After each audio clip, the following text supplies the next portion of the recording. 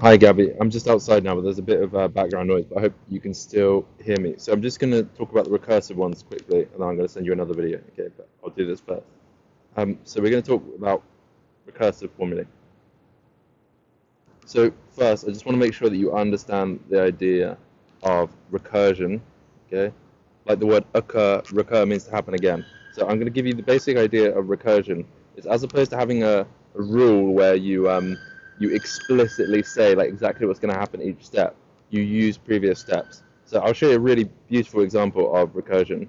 So the rule here, this is not going to be a sequence in like with numbers. It's just going to be a shape. But the rule is that you take any point, take n point, that, and then what you're going to do is you're going to branch it into 2 points. Okay, that's my recursion. So we start off with a single point and a line and another point, and then I apply it again.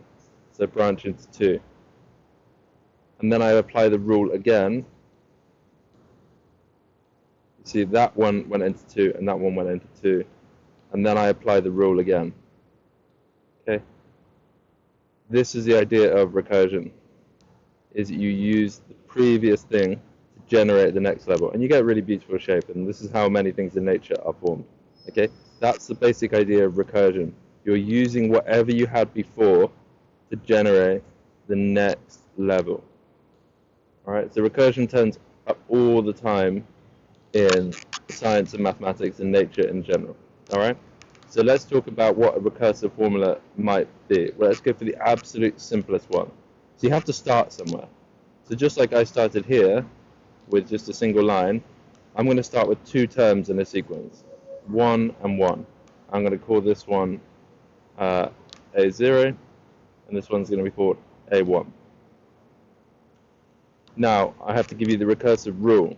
So the rule is the next number in a sequence comes from adding the previous 2.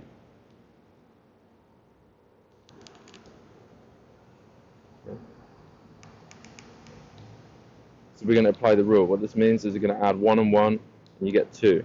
So A2 is made by adding these 2. Then, if I want to work out the next one, I have to add together these 2. If I want to work out the next one, I have to add together these 2. And so on and so forth. This is a really famous sequence called the Fibonacci sequence. Okay, let me just give you a few more random examples of recursive formulae.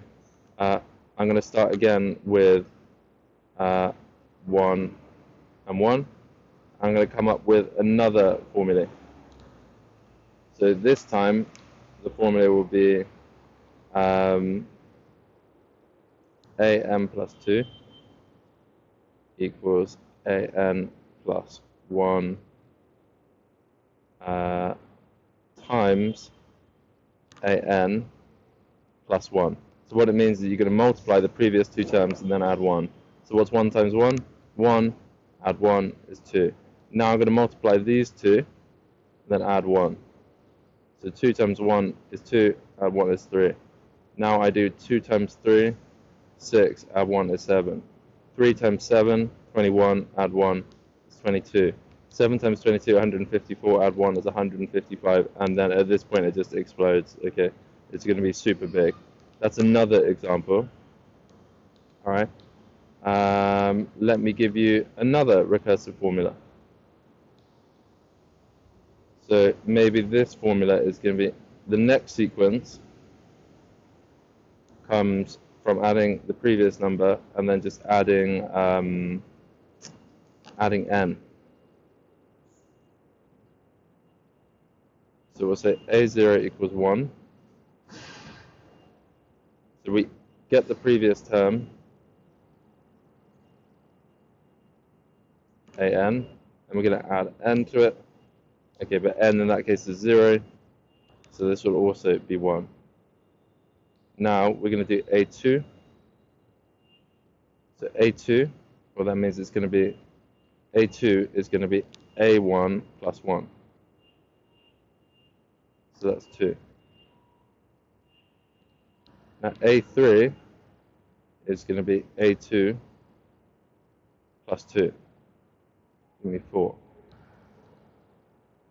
A4 is going to be A3 plus 3. A5 is going to be A4 plus 4. A6 is going to be this number. Okay. A7 is going to be A6 plus 6 is 22. A8 is going to be A7 plus 7 is going to be 29.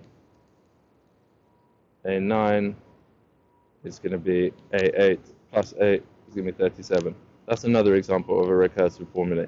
Okay, that's the basic idea, is that the next term is created by doing something with the previous terms. It could be really anything, and you can have a lot of fun with these. All right, that's the basic idea.